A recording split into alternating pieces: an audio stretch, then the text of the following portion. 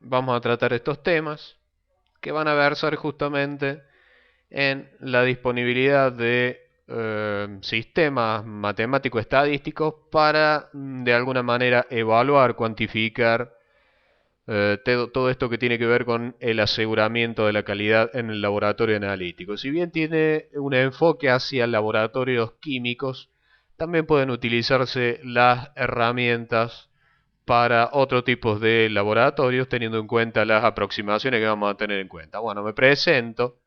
Mi nombre es Sergio Chesniuk. Estoy en este momento transmitiendo desde la ciudad de Córdoba, en la República Argentina, en este día, miércoles 10 de diciembre de este querido año 2008. Bueno, cada vez que alguien necesite hacerme una consulta, directamente con el botón derecho del mouse, se para sobre mi nombre, hace clic y va a aparecer un signo de pregunta. Eso me va a dar una idea a mí de lo que tengo, de que alguien me está preguntando, ¿sí? Bueno, una cosita más, el programa.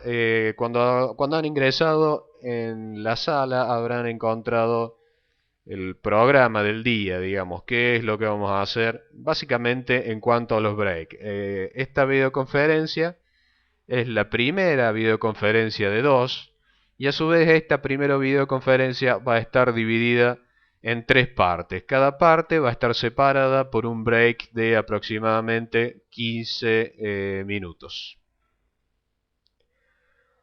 Cada parte dura aproximadamente 1 hora y 20 minutos. Durante esas horas vamos a ver algunos lineamientos teóricos básicos. No vamos a profundizar en la teoría puramente estadística. Toda esa información la van a poder descargar después o consultar en la biblioteca virtual que van a tener disponible en la plataforma del curso Estadística para Laboratorios Analíticos, que, bueno, dentro de un rato van a ver cómo ingresar. Bueno, durante los breaks van a poder eh, hacer uso de algún refrigerio virtual, llamémosle. Por ejemplo, cenar, por ejemplo, comer algún sándwich o algo similar. Bueno, vamos a ir comenzando entonces. Pasamos a la segunda diapositiva. Por favor, ustedes me indican cualquier problema que pueda llegar a haber. En este momento debería estar apareciéndoles la diapositiva número 2, donde habla de los objetivos. ¿Cuáles son los objetivos de esta videoconferencia? Como ya dijimos, ya como bien decía, digamos, en el título, es una videoconferencia de capacitación, es decir que los conocimientos que vamos a exponer en este ejercicio o en esta actividad se refieren a herramientas que vamos a poder utilizar más adelante. Es decir, nos va a capacitar para el uso de estas herramientas estadísticas. Como dice en esta diapositiva, eh, durante esta videoconferencia deberemos ser capaces de conocer y manipular las herramientas estadísticas básicas para asegurar la calidad en todos los procesos de medida empleados en el laboratorio. ¿Sí? Básicamente procesos de medida, que es lo que se hace durante calibración de instrumentos, durante determinación de la trazabilidad, en la validación de metodologías químicas, en el cálculo de la incertidumbre, etcétera. Todo lo que incumba o incluya a mediciones repetitivas van a tener que ver con esta videoconferencia, ¿sí? Los ejemplos son múltiples. Aquí vamos a expresar o vamos a nombrar a varios de ellos. Después de esta videoconferencia, como les decía, van a tener acceso al curso de herramientas estadísticas para el laboratorio analítico, y en ese curso se van a encontrar con actividades, ejercicios, problemas a desarrollar utilizando estos conocimientos y algunos otros textos que va a haber por ahí. Estas herramientas estadísticas básicas, como les decía en un principio, no van a tener la profundidad de un curso de una materia de estadística que se da en la facultad. Así lo vamos, es simplemente una descripción rápida donde se va a indicar la utilidad, cómo utilizarlo, en qué casos, digamos, en qué cuestiones relacionadas al laboratorio de análisis químico, básicamente. Es decir, que va a ser un curso a nivel de usuario de las herramientas estadísticas. Después, quien quiera podrá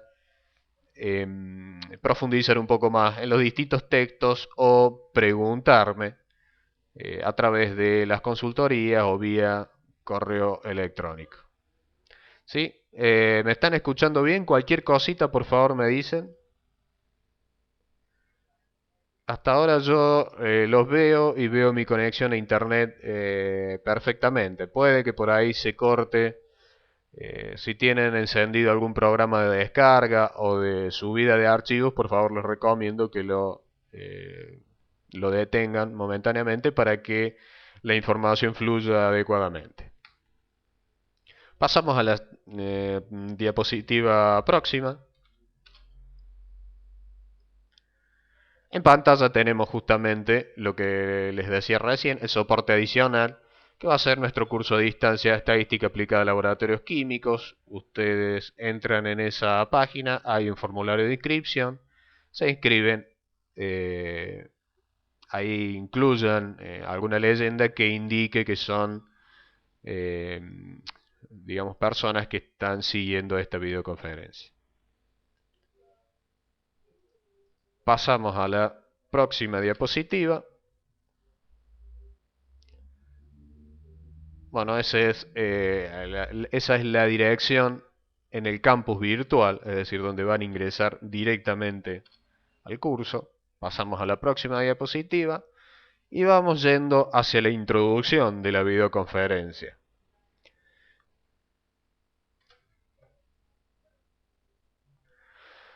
Un poco está nombrado lo que dice la norma ISO 17025 en cuanto a los requisitos técnicos, ¿sí?, de aplicación de esa norma. Y es donde las herramientas estadísticas van a tener su rol protagónico, es decir, dónde vamos a utilizar las herramientas estadísticas para el laboratorio analítico, justamente para solucionar los problemas o la problemática que nos va a aparecer luego de analizar los requisitos técnicos de la norma 17025. En esta videoconferencia vamos a hacer especial hincapié en lo que se refiere a Eh, acá estoy utilizando la herramienta pizarra.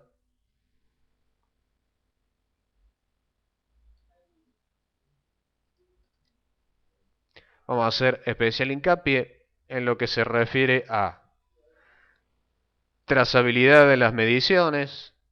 Vamos a ver algún ejemplo de muestreo. Vamos a ver ejemplos que tratan de calibración, validación de métodos y ensayos.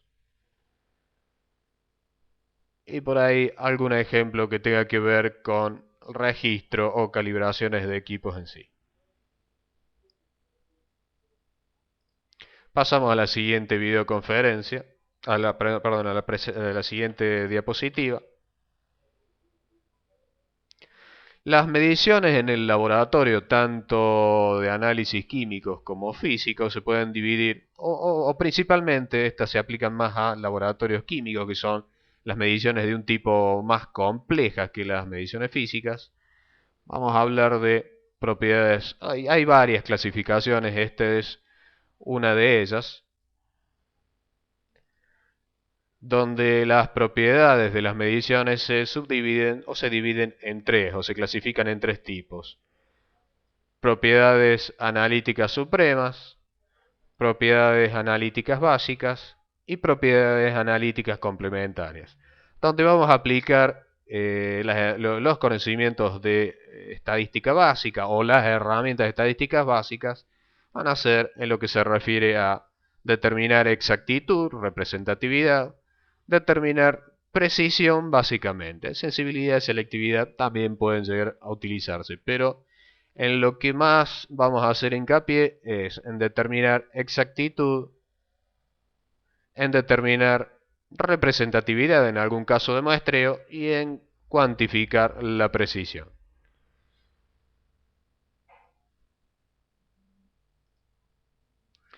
Bien, vamos a ir a la siguiente diapositiva.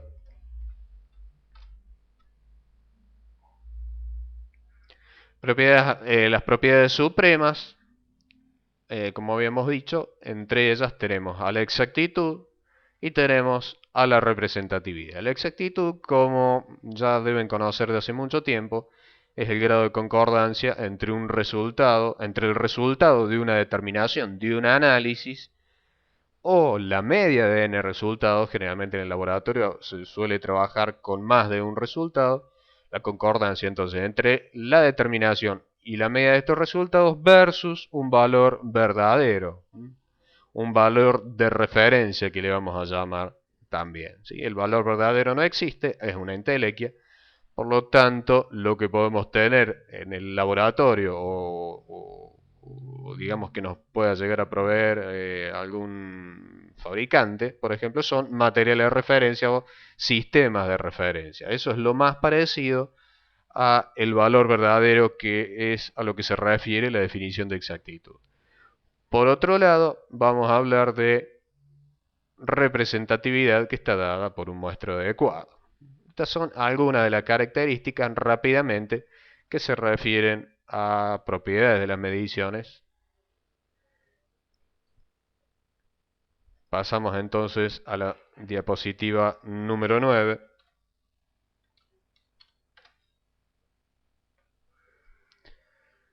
Ahí tenemos propiedades básicas. La principal, digamos, propiedad básica de una medición es la precisión en este caso, cuya definición está aquí en la pantalla, que dice grado de concordancia entre un grupo de resultados obtenidos al aplicar repetitiva e independientemente el mismo método analítico a porciones de la misma muestra. Como su nombre lo indica, nos está hablando de la precisión, del grado de dispersión que tienen un conjunto de resultados. Nos está hablando de dispersión. Y hay dos parámetros estadísticos básicos que a mí me van a hablar de dispersión y de valores que uno puede comparar contra un valor de referencia, ¿sí? Un valor medio.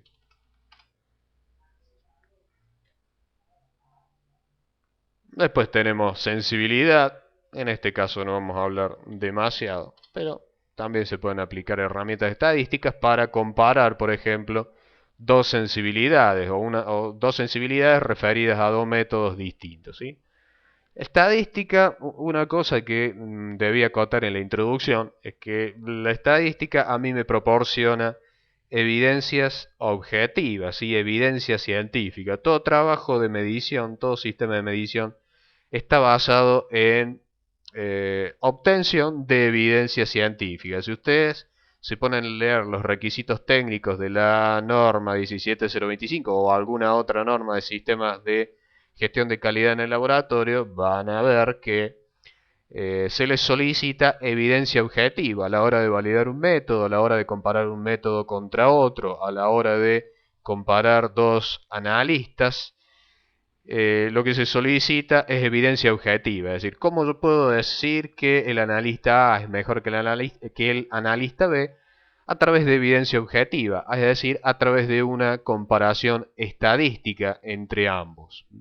A eso se refiere con evidencia objetiva. Y la evidencia objetiva me las proporciona las mediciones y me las proporciona digamos, el tratamiento de esas mediciones a través de herramientas estadísticas. Sí, le voy a dar la palabra a Guido para que me haga la pregunta que necesita hacerme. A ver, Guido, te escucho.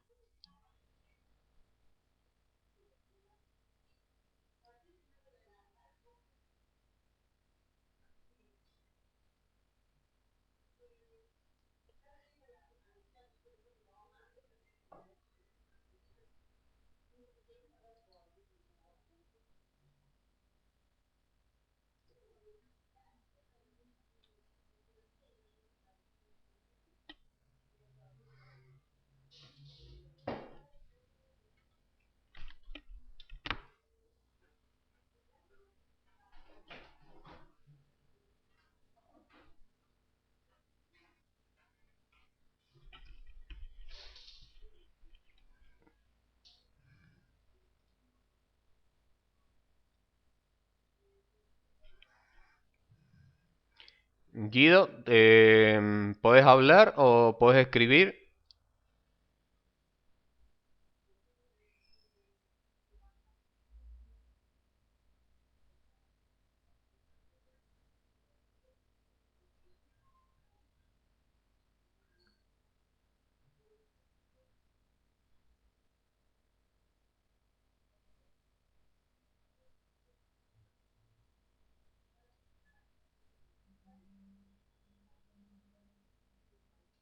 Sergio, mira, te quería comentar que están pasando dos diapositivas adelante, o sea, se están viendo dos diapositivas.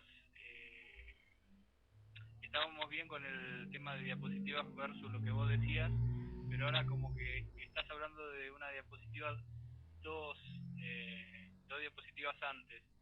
No sé si me explico.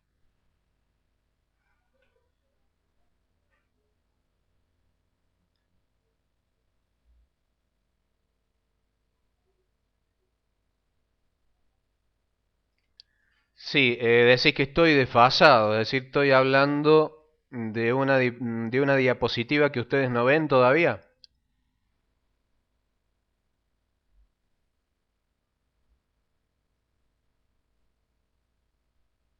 Sí, que ya vimos, porque estuviste hablando, por ejemplo, de precisión y yo tengo acá selectividad y seguiste hablando de precisión, todo de precisión y como que pasó de largo precisión y ahora tengo selectividad. O sea, estás hablando de dos diapositivas que ya pasaron.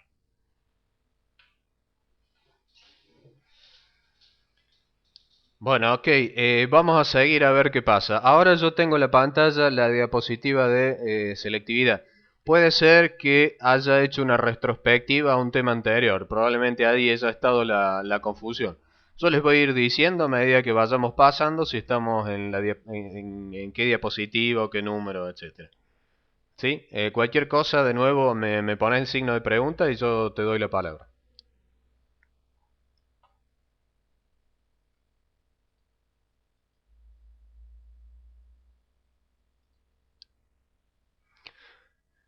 Bien, vamos a pasar entonces a la siguiente diapositiva, diapositiva número 12,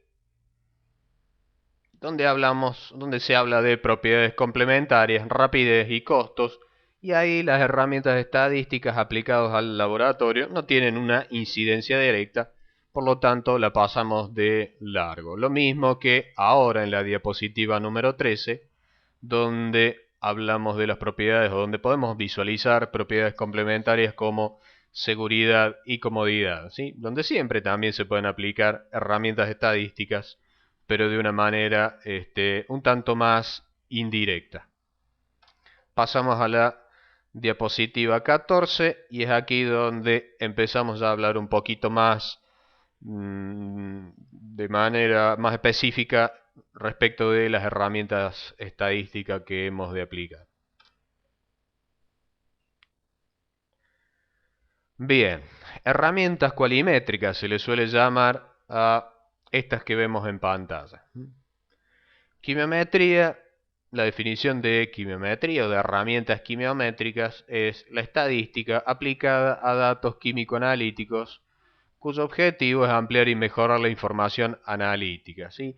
De esa quimiometría va a formar parte, junto con la informática y la calidad, una disciplina relativamente nueva que se denomina cualimetría.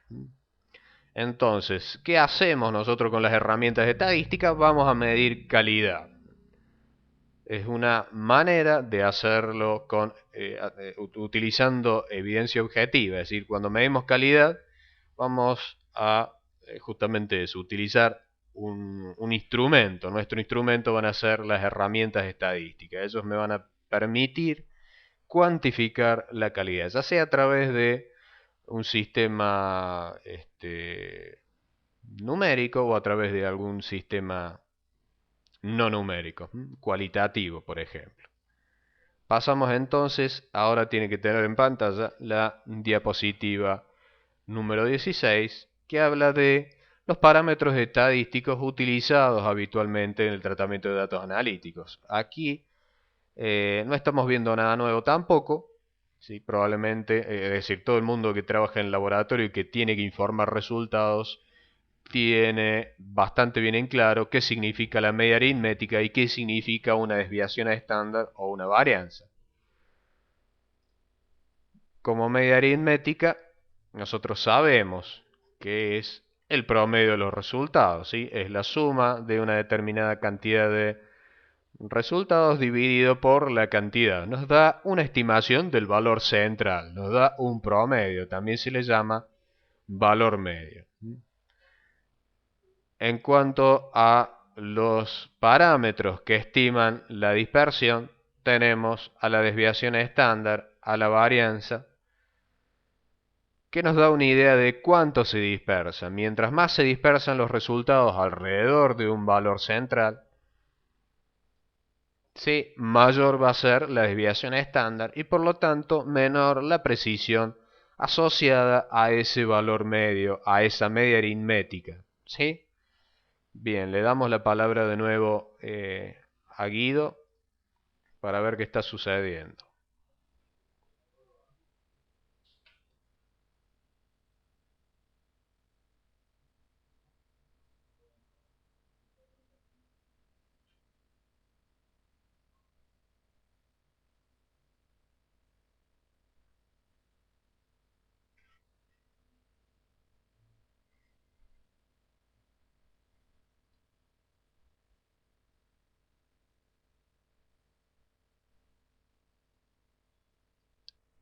Guido, estamos con problemas, no se ven las diapositivas, ¿qué está sucediendo? Te escucho.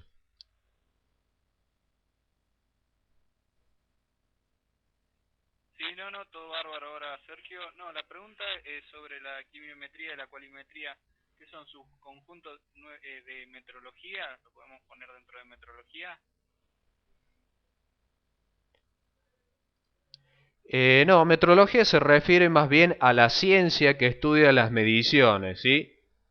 Utiliza herramientas estadísticas, pero no engloba a la quimiometría. La quimiometría es una disciplina que tal vez se superponga en cierta forma con la metrología, pero la quimiometría, además de incluir al estudio de las mediciones, incluye otro tipo de trabajos, como obtener información desde sistemas físicos, sistemas físico-químicos, es decir, son herramientas matemáticas que a mí me permiten obtener el máximo de información de un sistema. Generalmente, cuando uno trabaja en el laboratorio haciendo ciencia o haciendo investigación, la quimiometría lo que me permite a mí es inferir una mayor cantidad de información de la forma más óptima respecto de un sistema, pero no incluye estrictamente o no engloba totalmente a lo que es la metrología, más bien tienen áreas de superposición, ¿sí? No sé si eso es,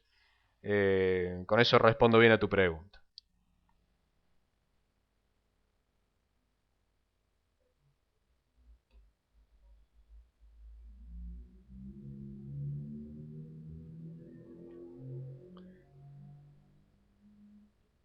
Sí, sí, Correcto, entonces continuamos. Vamos a la diapositiva número 17, donde ahora ya hablamos de poblaciones y muestras, vamos a hablar de lo que es la distribución normal.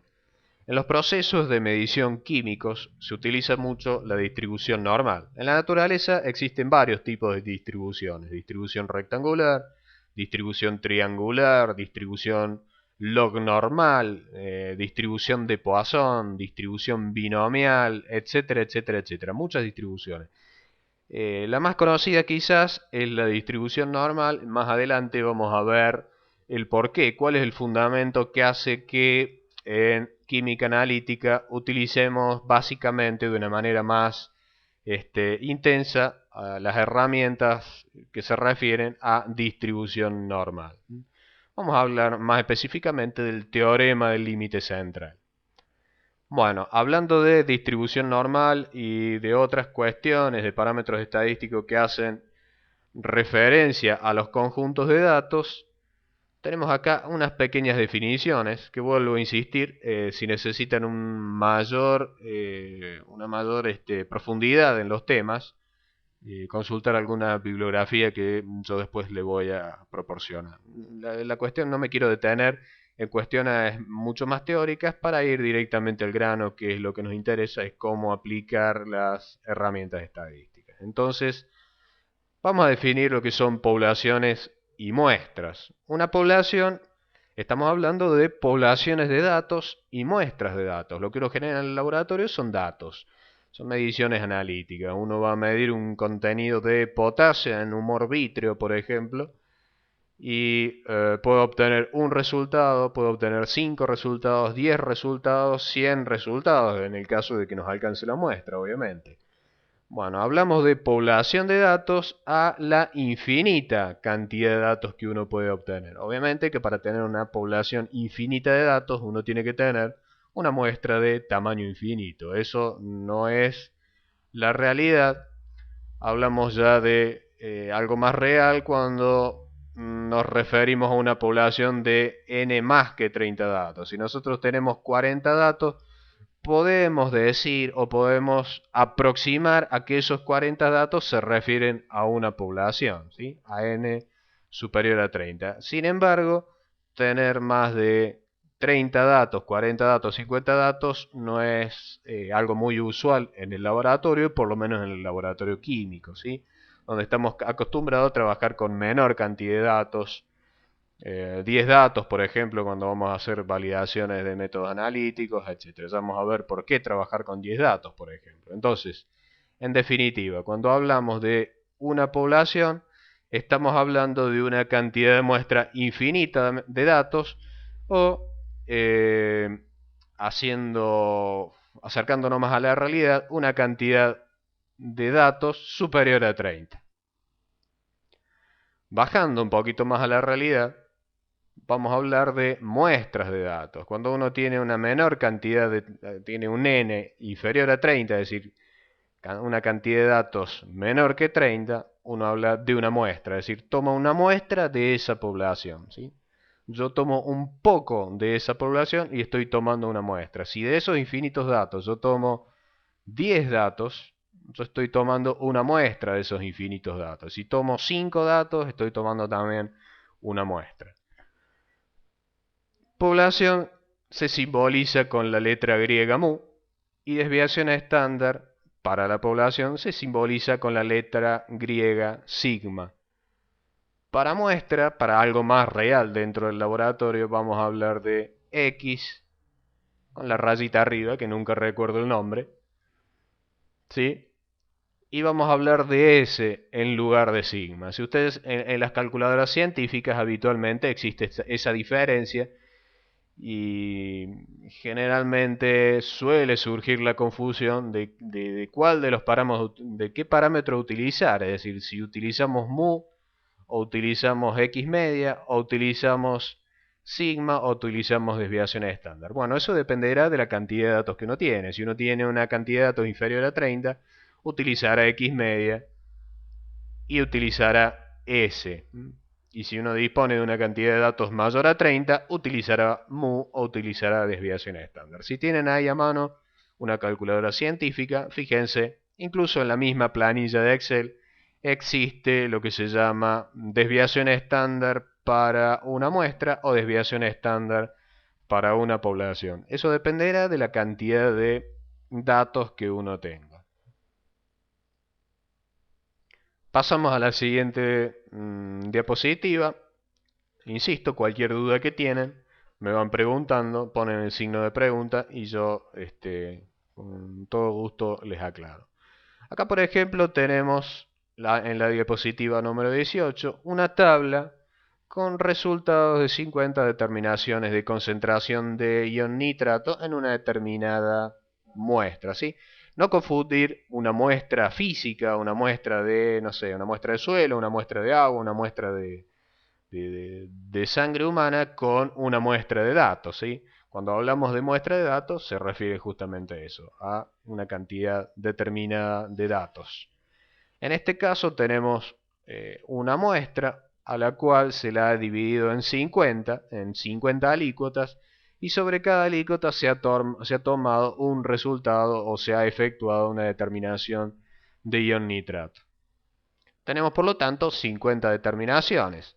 Si a esas 50 determinaciones nosotros la ordenamos, por ejemplo, en un sistema gráfico como es un histograma, obtendremos algo parecido a la tabla de abajo, ¿sí? En la tablita de abajo que dice tabla de frecuencias para medidas de concentración de nitrato, tenemos una determinada cantidad de resultados y cada resultado está ordenado de acuerdo a la frecuencia, ¿sí? El valor 0.46 aparece solo una vez, el valor 0.48 aparece 5 veces y el que más aparece es el resultado 0.51 microgramos por mililitro. Eso significa entonces que existe una mayor probabilidad de que el valor real, el valor verdadero de esta muestra a la cual estamos determinando nitrato, el valor verdadero de concentración de nitrato, esté muy cercano a 0.51. Si a esta tabla de frecuencias nosotros la ordenamos en un gráfico de frecuencias, llamado normalmente o habitualmente como histograma, podemos observar la siguiente diapositiva. En la diapositiva número 19 aparece ordenado esa tabla de frecuencias que veíamos recién. Fíjense que tenemos una serie de barras ordenadas de mayor a menor hacia el centro.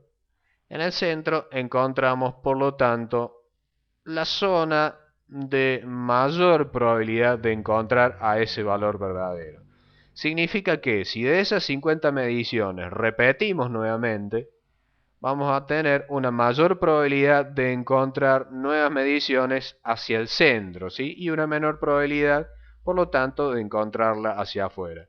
Este histograma tiene una forma, ¿sí? Si bien no son muchos datos, son 50 datos, muchos datos para un laboratorio analítico, pero pocos datos para definir una forma. Si bien son pocos datos, obtenemos lo que se llama una campana de Gauss. Aquí hacia la derecha tenemos en la pantalla lo que se llama una curva de distribución normal. Es decir, el gráfico de la izquierda, el histograma, tiende hacia la campana de Gauss, tiende a parecerse a una curva de distribución normal. Eso suele suceder con muchos sistemas de mediciones, entre ellos los sistemas de medición químicos. Entonces, resumiendo, si uno agrupa las mediciones de acuerdo a la frecuencia con que se obtienen y las grafica en un histograma, ese histograma para los procesos de medida químicos, teniendo en cuenta lo que vamos a aclarar dentro de un rato, el teorema del límite central, ese histograma va a parecerse a una campana de Gauss, ¿sí? Lo que se llama también curva de distribución normal. El área dentro de la curva de distribución normal es de 1 o es del 100%. La curva de distribución normal no termina ni empieza en un punto determinado, sino que va desde infinito hacia menos infinito, ¿sí? Entonces, el área que cubre toda la curva va a ser de 1, pero esa área va a ir desde menos infinito hasta más infinito. Y en química analítica o en otros sistemas de mediciones vamos a trabajar con una distribución de Gauss acotada, ¿sí? Entre dos puntos, que generalmente me van a cubrir el 95% de confianza. Vamos a ver por qué el 95% y no el 98% o no el 90%, por decir algo. El 95% tiene un fundamento estadístico, tiene que ver con un balance de errores de tipo 1, de tipo 2 que vamos a ver dentro de un rato. Voy a preguntar nadie me ha preguntado nada, así que asumo que hasta ahora se va entendiendo y si no, por favor, me hacen alguna pregunta, ¿sí? Lamentablemente desde aquí no les puedo ver la cara, así que no puedo saber si están dormidos, despiertos, etcétera, ¿sí? Esas son las ventajas o desventajas que tiene esto de los sistemas de videoconferencia, ¿sí? Por el momento, ya en algún futuro seguramente vamos a tener el auditorio al frente y uno va a poder observar con mayor nitidez la cara de su audiencia, ¿sí? Bueno, este, veo que acaba de entrar Fernando, no sé si Fernando, creo está todo bien, no sé si puedes hablar o puedes chatear, a ver qué nos dice.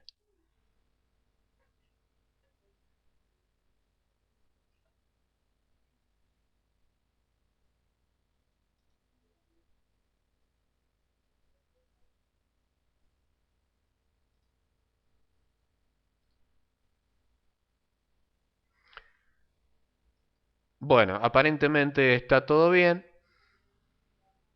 o está todo mal. Vamos a seguir entonces con la próxima diapositiva.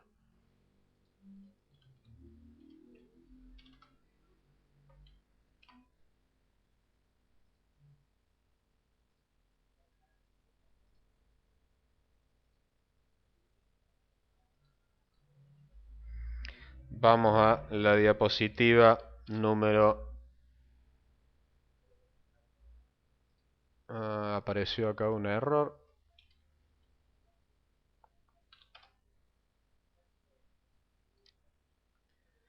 Vamos a la diapositiva número 20.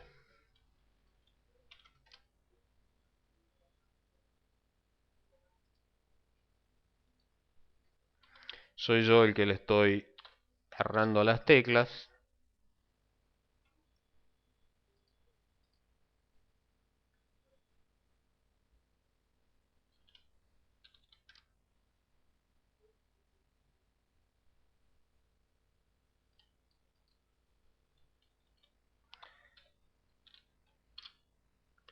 Ahora sí, vamos a la diapositiva número 20. Ya hablamos de las gaussianas.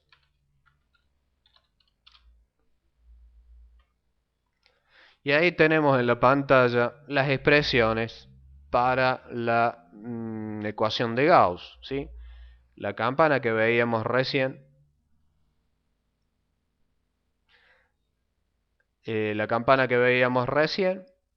está expresada matemáticamente de acuerdo a la función que vemos aquí en la pantalla. Esa es la famosa función de Gauss o función de densidad de probabilidad normal o de Gauss. Esta función está perfectamente tabulada. Podemos encontrarla en tablas, podemos encontrarla en el mismo programa Excel o algún otro programa de estadística. Esta función de distribución de Gauss se simboliza de esta manera con X, que es aproximadamente normal o que es normal, y cuyos parámetros están determinados por mu y por sigma, sigma cuadrado, que vamos a ver más adelante qué significa ese sigma cuadrado. ¿Se acuerdan? Mu era un estimador del valor central y sigma, la desviación estándar, era un estimador de la dispersión. Por lo tanto, mu nos va a dar una idea, es decir, en qué parte del eje X está puesta la gaussiana, y sigma nos va a dar una idea de qué tan ancha o qué tan fina o angosta va a ser. Sí, disculpen, me había olvidado de apretar el micrófono, ¿sí? Ahora sí vamos de nuevo. Son errores que uno comete con estos sistemas novedosos, ¿sí? Gracias, Guido. Volvemos entonces a hablar de qué significa esto que vemos en la pantalla. Lo que vemos en la pantalla es la ecuación matemática que a mí me da una idea o que me dibuja, o sea, o que me expresa la distribución de Gauss. La distribución de Gauss, por lo tanto, viene descrita por esta expresión matemática que tengo aquí enfrente, ¿sí?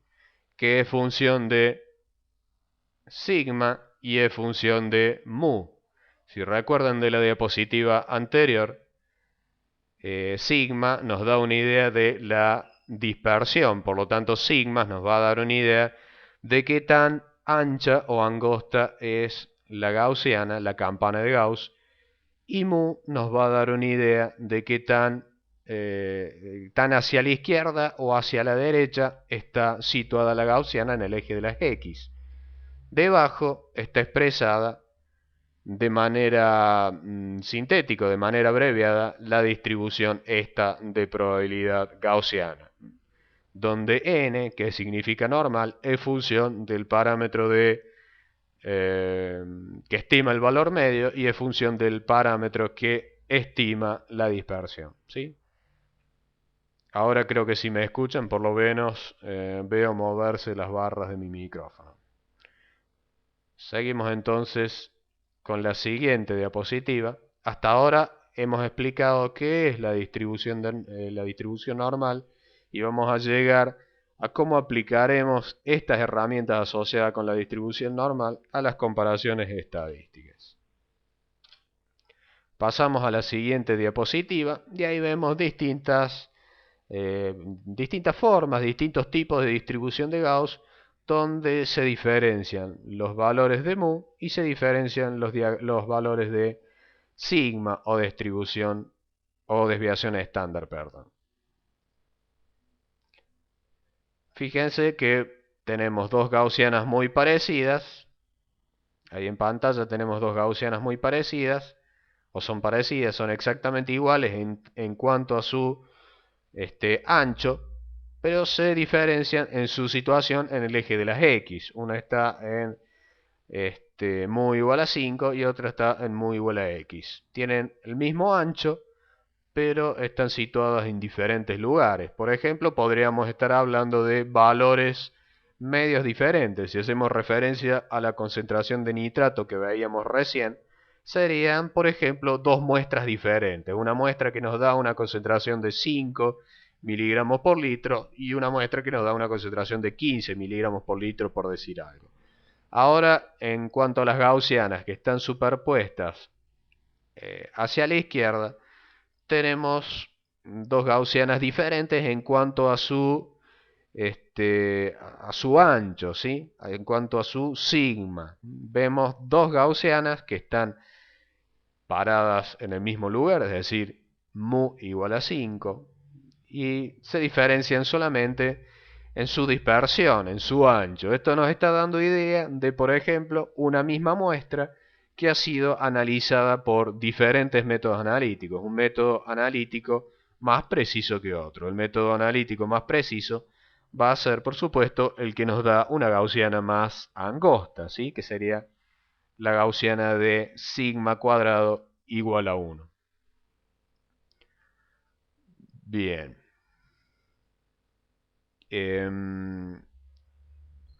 Pasamos entonces a la diapositiva siguiente, diapositiva número 22.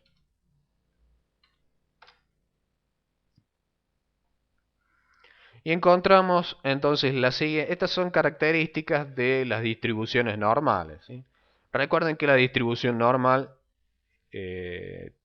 digamos, la campana de Gauss está caracterizada por dos colas, una cola hacia la izquierda y una cola hacia la derecha, ¿sí? La distribución, si de nuevo analizan la expresión matemática de la distribución de Gauss, esta va desde menos infinito, la cola izquierda, hacia más infinito, la cola derecha. Y desde menos infinito hasta más infinito ocupan un área del 100%, ¿sí? Un área de 1. Pero como había dicho anteriormente, no vamos a trabajar con toda el área, ¿sí? No tiene sentido físico trabajar de menos infinito a más infinito. Por lo tanto, tenemos que restringir. Vamos a ver qué nos conviene más. Por ejemplo, ¿qué dice este cuadro en azul celeste que vemos aquí? Dice que la desviación estándar, sigma, mide la distancia desde la media, desde el valor medio mu, hasta el punto de inflexión de la curva, donde la campana comienza a doblarse o cambia, digamos, su derivada. Entonces, el 95% de los valores estarán comprendidos en el intervalo desde mu a más menos, redondeando, dos desviaciones estándar. Por eso es que quienes trabajan en química analítica u otros sistemas de medición muchas veces habrán informado un valor medio más menos dos desviaciones estándar, ¿sí? Eso significa que entre esas dos desviaciones estándar, o entre esas más menos 1.96 desviaciones estándar, existe una probabilidad del 95% de encontrar ese valor. Si ensanchamos un poco más ese intervalo de confianza, le vamos a ir llamando, ¿sí? Vamos a ir adelantándonos al concepto de intervalo de confianza que vamos a aclarar más adelante. Si ensanchamos ese intervalo de confianza, podemos decir que el 99% de los valores van a estar comprendidos en el intervalo de mu más menos 2.57 o 2.58 desviaciones estándar. Y lo mismo, si seguimos ensanchando al 99.7%, vamos a decir que ese intervalo de confianza del 99.7% del área va a tener justamente esa probabilidad de encontrar a esos valores en mu más menos 3.3 desviaciones estándar. ¿Qué significa eso? Pensemos en el ejemplo que veíamos recién de las mediciones de nitrato en una muestra. Eso significa que si volvemos a repetir una medición, supongamos en el caso del 95%, si volvemos a repetir una medición, ¿sí? Si volvemos a repetir una medición, existe un 95% de probabilidad de que nuestro resultado va a caer entre más menos 1.96 sigma. Si volvemos a repetir la medición, existe un 99% de probabilidad que el resultado va a caer en mu, en el intervalo dado por mu más menos 2.8 sigma, y va a existir un 99.7% de confianza de que el nuevo valor que obtengamos esté comprendido entre mu más menos 3.3 sigma. ¿Y cuándo va a existir un 100% de confianza? A ver, hagan un pequeño ejercicio de pensamiento. Imagino que me responden. El que me quiere responder me pone un signo de pregunta y le doy la palabra o le doy el chat. No hay problema. Entonces vamos a encontrar un 100% de probabilidad cuando los valores o cuando tengamos un intervalo de confianza que que esté en el intervalo mu más menos infinito. Esa es la única manera en que yo tenga una probabilidad del 100%. Recuerden que estamos hablando de estadística. En estadística se trabajan con probabilidades. Uno no puede afirmar con total certeza de que algo, de que un número, por ejemplo, es superior a otro o de que un número es igual a otro, ¿sí? Siempre estamos hablando de una probabilidad de que esto sea igual a aquello, que mi método analítico esté dando resultados superiores a un valor de referencia. O estamos hablando de, por ejemplo, la probabilidad de que dos métodos analíticos se parezcan entre sí o sean equivalentes, ¿sí? En estadística nunca vamos a decir con total certeza, siempre vamos a hablar de un grado alto o bajo de probabilidades.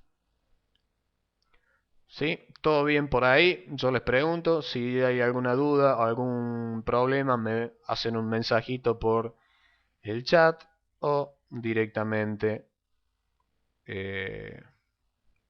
me hablan. Bueno, ahí Fernando me pregunta si siempre es así cuando se asuma el 100%. Sí, es decir, yo no puedo asumir un 100% de probabilidad. A lo sumo podré asumir un 99.7, un 99.9, un 99.99. Por ejemplo, los exámenes genéticos eh, cuando uno va a efectuar una identificación de paternidad, por ejemplo, se llega a tener una probabilidad de el 99.99995 o 69 después del 99, ¿sí? Se está diciendo que existe un error muy bajo de que en un análisis genético, por ejemplo, para identificar a una persona o identificar una paternidad, se comete un error. Pero la certeza nunca es absoluta, nunca existe un 100% de certeza de que dos muestras sean exactamente igual desde el punto de vista genético. Si bien las técnicas de análisis genético son de muy bajo de muy bajo error, de muy bajísimo error, la probabilidad siempre existe. Como decir, ¿qué probabilidad tengo de que un asteroide caiga en este momento, me caiga encima? La probabilidad, yo obviamente me voy a reír porque la probabilidad es muy baja, pero la probabilidad existe. Es muy baja, pero existe. En química analítica vamos a hablar generalmente de un 95% de probabilidad, que de nuevo, insisto, vamos a ver de dónde proviene eso. Claro, por ahí alguien Guido me acota de una publicidad de un conocido bactericida hogareño que dice que mata el 99.9% de las bacterias. Siempre hay algunas que son resistentes y se van a resistir justamente al poder bactericida, ¿sí? Nunca podemos hablar del 100%. Esto tiene mucho que ver con la incertidumbre. Si bien este no es un curso de incertidumbre, más adelante vamos a emitir un curso de incertidumbre.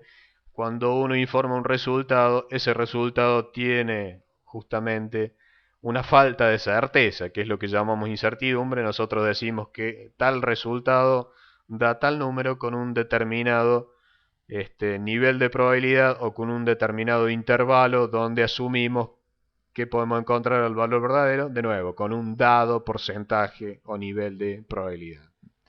Pasamos entonces a la siguiente diapo.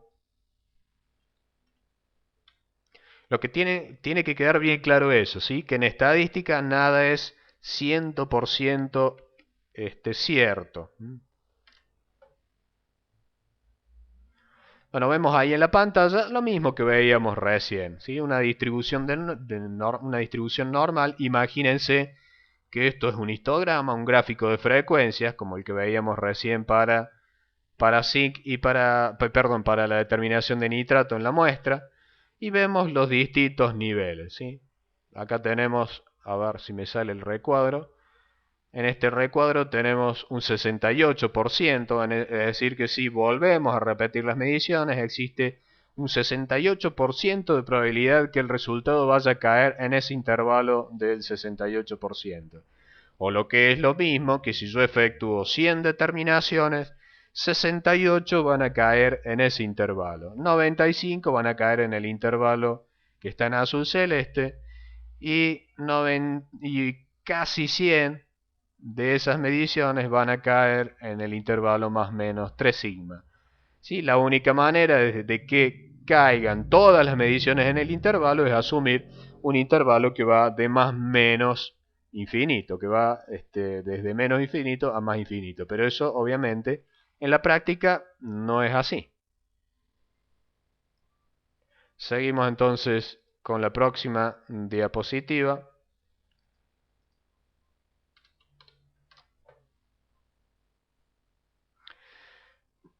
En esta diapositiva tenemos una pequeña transformación matemática que es obtener ahora el valor de z. Ya no vamos a hablar de desviaciones estándar, porque imagínense ustedes, toman una muestra, la analizan 30 veces, obtienen un valor medio y una desviación estándar determinada. Entonces, de acuerdo a eso, vamos a hacer una pequeña transformación matemática y dividir por desviación estándar, ¿ok?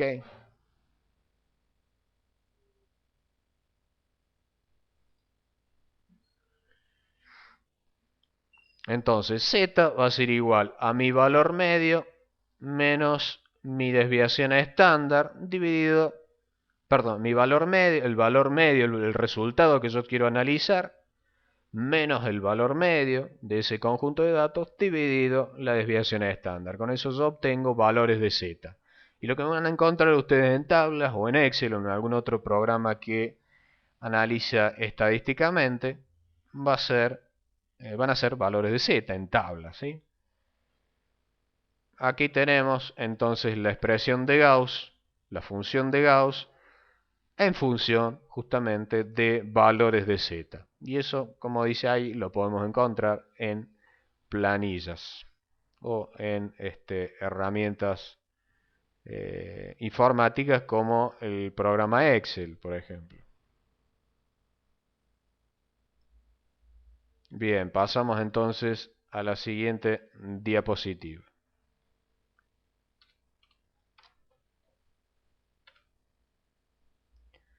Recién hablé de lo que son los intervalos de confianza. Bueno, acá vemos un poquito más en detalle de qué se trata un intervalo de confianza. ¿Qué es un intervalo de confianza? Bueno, justamente eso. Es un intervalo definido por dos extremos, un extremo inferior y un extremo superior, un extremo izquierdo y un extremo derecho.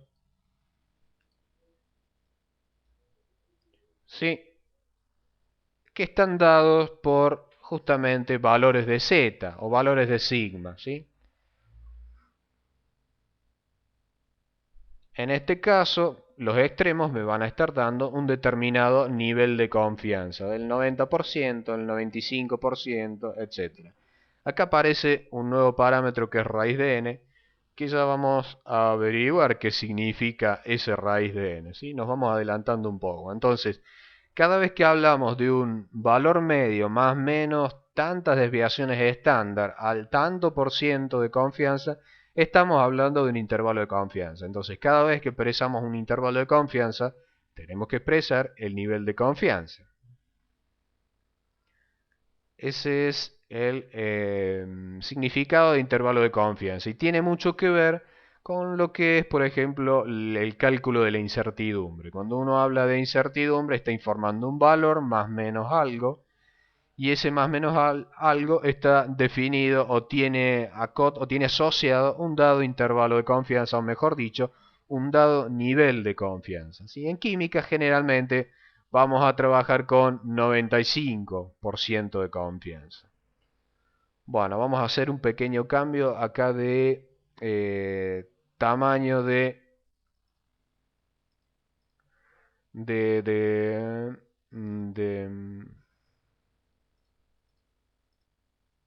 de lápiz, ¿sí? Para que se vea un poquito más grueso. Le vamos a poner un color un poco más diferente del negro. Ok.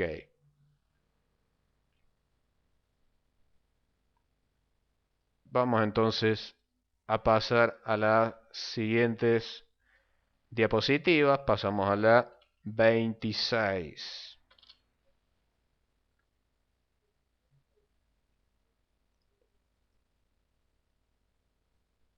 Perdón, vamos a pasar a la 25. Olvidé una cosita para que termine de quedar claro.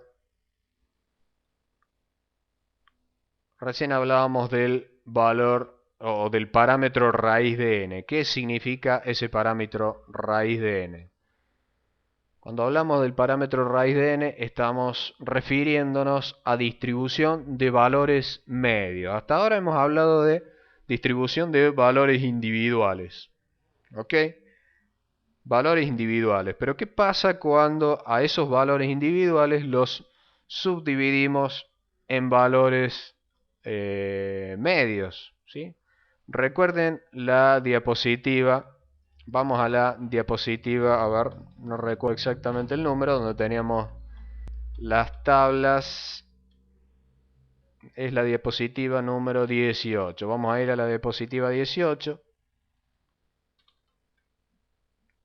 Y después volvemos a la 25. En la diapositiva 18 tenemos lo siguiente, la tabla con las 50 determinaciones de ion nitrato y graficamos cada uno de los valores en el histograma. Pero imaginemos ahora que en vez de graficar cada uno de los valores en el histograma, graficamos los valores medios correspondientes a cada uno de estos gráficos que tenemos aquí. Entonces, ¿qué vamos a hacer? Obtendremos el valor medio, este otro valor medio, un tercer valor medio, un cuarto valor medio y así hasta obtener 10 valores medios. Si a esos 10 valores medios ahora los graficamos en un histograma, vamos a tener un histograma más fino, ¿sí? Eso es lo que va a ocurrir. Vamos a tener un histograma más fino, por lo tanto una distribución normal más angosta, es decir, lo que se refiere a la desviación estándar, o mejor dicho, mi intervalo de confianza, va a ser más angosto, va a ser más pequeño. ¿Por qué? Porque en vez de estar graficando valores individuales, en vez de estar trabajando con valores individuales, voy a estar trabajando con valores medios. Cuando yo trabajo con valores medios y los grafico en un histograma, la distribución normal asociada a esos valores medios se hace más angosta. Por lo tanto, vamos a ir ahora de nuevo a la diapositiva 25, que es lo que vemos en pantalla. Entonces, ahora nuestro intervalo de confianza va a dejar de ser 1.96 por sigma, sino que se va a agregar el parámetro o el numerito raíz de n, ¿sí? Mientras más grande sea n, más pequeño va a ser el intervalo. Es lo que hacen algunos, por ejemplo, equipos de medición cuando promedian la señal. ¿Qué es promediar la señal? Obtener muchos valores medios y después generar la desviación estándar de esos valores medios. Al promediar una señal muchas veces, lo que se obtiene es una mayor precisión en el sistema de medición. Entonces lo que tenemos acá es una distribución de medias. Es lo que vamos a utilizar habitualmente en el laboratorio, una distribución de medias. ¿Sí? Como ven, nos vamos aproximando cada vez más a lo que se hace habitualmente en el laboratorio. ¿Sí? Trabajar con distribuciones de medias.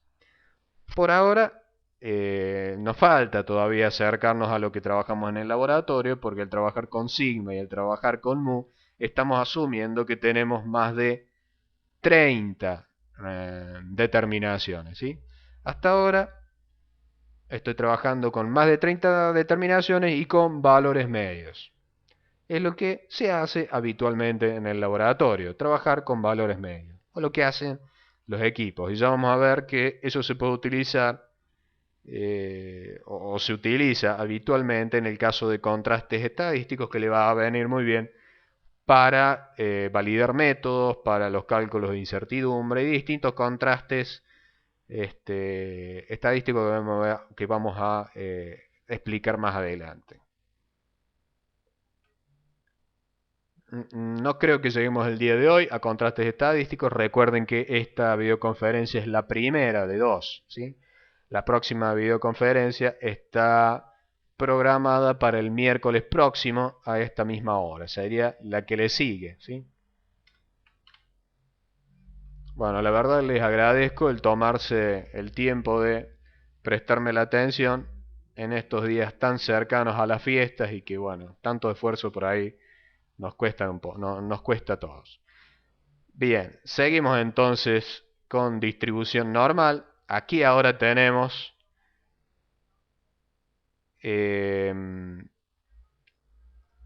lo que, digamos, acá estamos trabajando con muestras grandes, n mayor a 30. Vamos a poner el pizarrón. Entonces, los niveles de confianza para n mayor a 30, o digamos sin llegar a infinito, están dados por el valor de x medio, el valor de desviación estándar y el valor de z, ¿sí?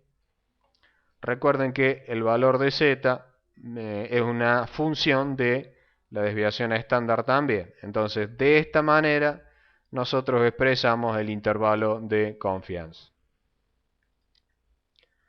Valor medio de nuestras determinaciones más menos z. Si z es igual a 2, recuerden, vamos a trabajar con el intervalo de confianza.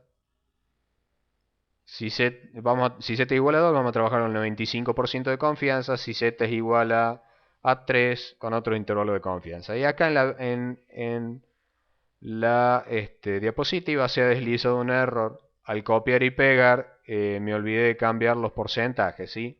Así que esto que tienen acá, después ustedes corrijanla copiando de la tabla anterior. Son valores incorrectos. Entonces, lo que tenemos que tener en cuenta es que para el 95% Z va a valer 2. Para el 99%, si mal no recuerdo, Z va a valer 2.58. Y para el 99.7% Z va a valer 2.97. Pero lo habitual en el análisis químico es trabajar al 95% con un Z igual a 1.96. Bien, ahí veo que Guido me quiere hacer una pregunta, así que le doy la palabra a Guido. Guido, te escucho.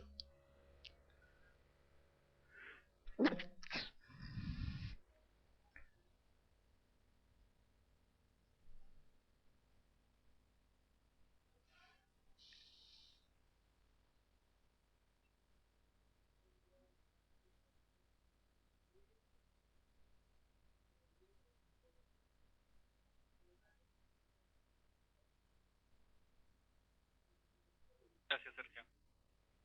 Sí, Sergio, ahí está mezclando, bueno, el X estaba figurando para valores menores que 30, ahí estás haciendo un acercamiento entre las dos consideraciones.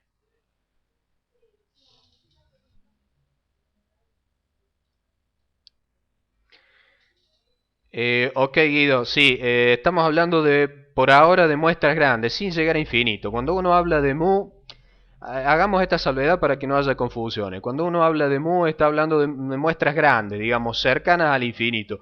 Uno puede aproximar esa consideración al trabajar con muestras menores a infinito, obviamente, muestras superiores a 30 o inferiores a 30. Ustedes van a ver que cuando uno trabaja con una menor cantidad de muestras que uno puede manejar en el laboratorio, por ejemplo 30, va a hacer referencia a X media. En realidad lo correcto, y está bien la acotación de Guido, ahí por ahí hay se ha generado un poco de confusión en la diapositiva, habría que modificar eso.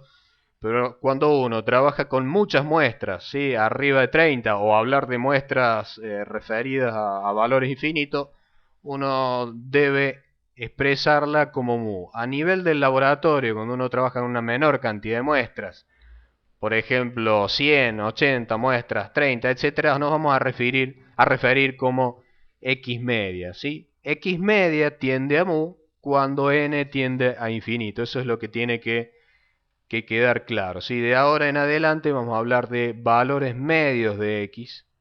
Vamos a hablar de valores medios de X cuando trabajemos con muestras de un n inferior a infinito, ¿sí? En la práctica vamos a trabajar con muestras inferiores a 30 o levemente superiores a 30 y siempre le vamos a llamar X medio. En realidad el mu es un símbolo que a mí me está expresando infinitos resultados, pero una vez cuando uno trabaja en el laboratorio siempre se va a estar refiriendo a X media, ¿sí? A esa X que tienen ahí en el recuadro, ¿sí? Para que no haya confusión, de nuevo, cuando uno se refiere simbólicamente a los infinitos datos, uno habla de mu, y cuando se refiere a los datos reales, a una cantidad de incluso pueden ser 200 datos, por ejemplo, uno va a estar hablando de X media. Sí, es cierto, puede estar ahí un tanto confuso, pero bueno, estamos aquí, está bien que me pregunten y que quede bien claro esto, ¿ok? No sé si Guido, ¿te queda claro? Vamos a trabajar siempre con X medio por más que tengamos X mayor que 30. ¿Sí? Mu se refiere a un número infinito de datos, cosa que en el laboratorio no es factible de obtener. Vamos acercándonos entonces de a poco a lo que se hace en el laboratorio. Entonces, X media y tenemos el valor de Z. Lo que sí tiene que quedar claro es que sí, lo que va a cambiar cuando trabajemos con n mayor que 30 o n menor que 30 va a ser el valor de Z en realidad. Pasamos entonces a la siguiente diapositiva. Pero es cierto, esa es una corrección que tengo que hacer en la diapositiva porque da un poquito de confusión. Es correcta la acotación.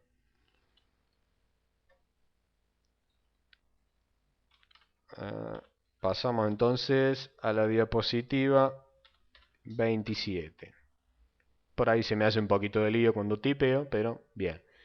Entonces, habíamos visto que trabajábamos con un z igual a 30.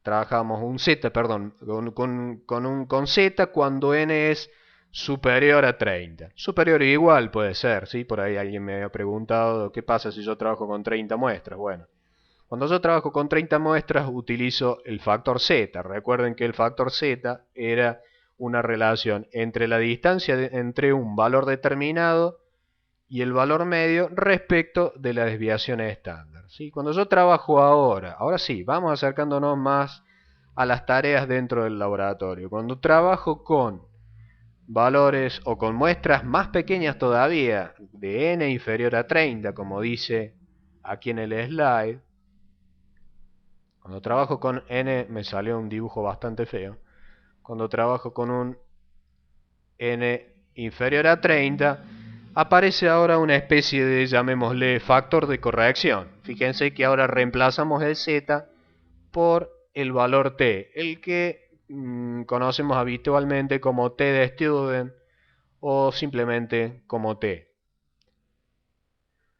Ahora, el t depende del nivel de confianza requerido y de los grados de libertad. Recuerden, el z dependía únicamente del nivel de confianza. Z se parecía a 3 cuando hablamos de un nivel de confianza del 99.7%, por ejemplo. En este caso, el z, cuando nuestra cantidad de datos es menor que 30, el z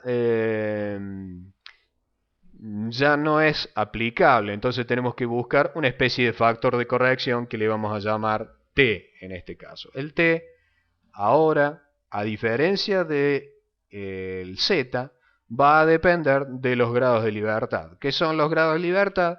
Los grados de libertad tienen que ver con la cantidad de determinaciones que yo tenga, ¿sí? Con la cantidad de determinaciones menos 1. ¿Qué significan grados de libertad? Grados de libertad significan la cantidad de resultados que yo tengo libres de moverse, ¿sí? En una determinada medición, en un determinado conjunto de resultados de una medición.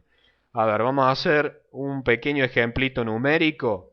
Yo ahora les voy a compartir mi escritorio y vamos a ver una planilla de Excel. ¿Sí? Vamos a incorporar una serie de datos inventados al azar para que quede claro el concepto de grados de libertad. A ver si me sale. Voy a compartirles el escritorio para que vean mi planilla de Excel. Primero me salgo del pizarrón, me voy a modo escritorio compartido.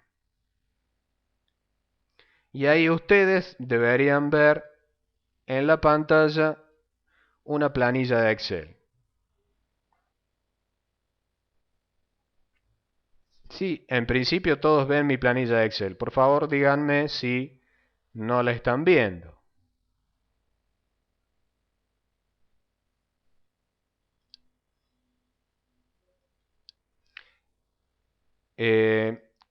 ¿Pueden ver la planilla de Excel en este momento en la pantalla? En principio sí, debería poder verse.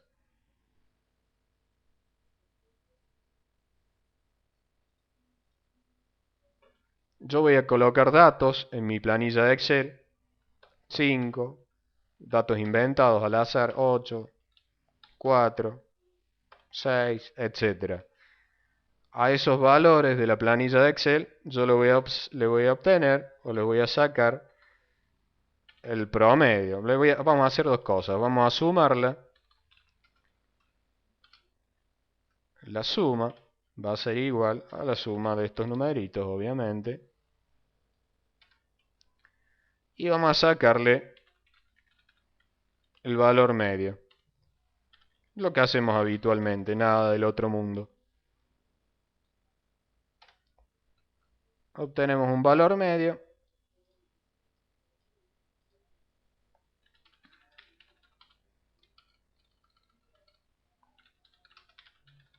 Y también vamos a sacar, ya que estamos, la desviación estándar. Utilizamos las herramientas de Excel, que creo que todos usan, y si no, si quedan dudas de cómo se usan, después me preguntan. Entonces, tenemos un conjunto de, en este caso, n igual a 5, donde en principio vamos a tener grados de libertad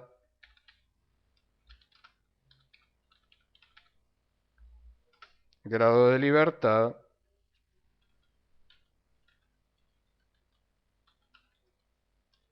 igual a 4. ¿Por qué 4 grados de libertad si tengo 5 determinaciones?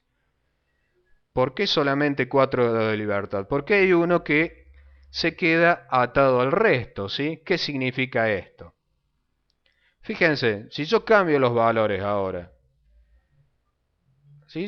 Vamos a anotar los valores para que no me los olvide, los voy a anotar aquí a la izquierda. Entonces, si yo cambio el valor 5, supónganse que ahora, digamos, este conjunto de resultados tiene un valor medio y una desviación estándar características propias de este conjunto de resultados.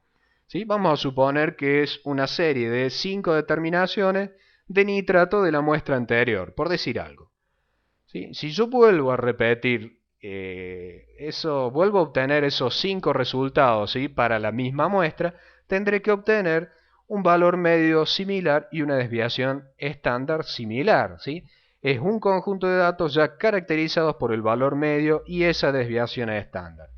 Entonces, obviamente yo no voy a tener de nuevo los mismos resultados. Lo que tiene que ser estadísticamente similar es el valor medio y la desviación estándar. Pero los valores individuales obviamente pueden variarme. Entonces, vamos a hacer un cambio. Supongamos que en lugar de 5 a mí yo obtengo 4, en lugar de 7 obtengo 10, en lugar de 8 obtengo 7, en lugar de 4 obtengo 2. Y el pobre valor 6, ¿qué le pasa? El pobre valor 6 va a estar acotado a lo que me daba anteriormente, ¿sí? ¿Qué me daba anteriormente?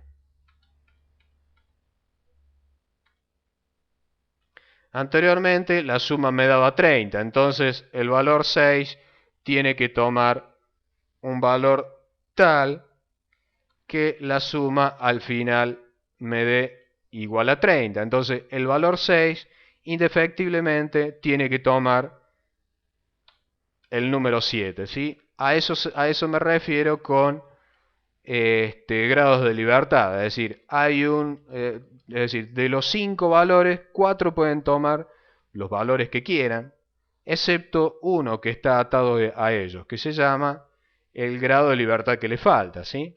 Ese es el concepto más o menos, digamos, el concepto estadístico de grado de libertad, ¿sí? Hay siempre una medición que está restringida al comportamiento del resto de las mediciones para satisfacer los parámetros propios de esa muestra que infiere a la población estadística, ¿sí? Bueno, nadie me ha preguntado nada, yo no sé si es porque no hay dudas o porque no se puede por el sistema, así que ahora me voy a pasar de nuevo al modo anterior. Bien, ahí volvimos al modo anterior. Imagino que han podido ver la planilla de Excel y comprender el significado de grados de libertad, ¿sí? Hay un valor que queda restringido a los otros. Esto en estadística univariante, es decir, tenemos estadística de un solo conjunto de datos. Cuando tenemos estadística de un solo conjunto de datos, los grados de libertad van a ser n-1, ¿sí? Si los grados de libertad ahora, digamos, si yo voy a trabajar con estadística bivariante, por ejemplo, en el caso de una regresión lineal, que es bastante habitual en el laboratorio, tenemos dos conjuntos de datos. Cada conjunto de datos va a estar restringido en una variable. Entonces, cuando tenemos el caso de una regresión lineal, que vamos a ver más adelante, los grados de libertad son n-2. Esa es más o menos la explicación del grado de libertad que es difícil de encontrar en los libros, ¿sí? Eso por experiencia, entonces generalmente siempre antes de seguir con el resto de las explicaciones estadísticas, aclaro bien el concepto de grado de libertad. Bueno, ya hemos planteado entonces distribución T, hemos planteado el parámetro T, qué diferencias con el parámetro Z, y antes de proseguir vamos a hacer un pequeño break de 15 minutos. Así que aquí son las 9:22, en 15 minutos, que serían las 9:35 hora del este en Argentina, vamos a proseguir con el resto. Así que en Argentina ya es como hora de cenar. En México imagino que debe ser bastante más temprano, creo que son unas 4 horas menos. Así que bueno, nos reencontramos dentro de 15 minutos. ¿Sí?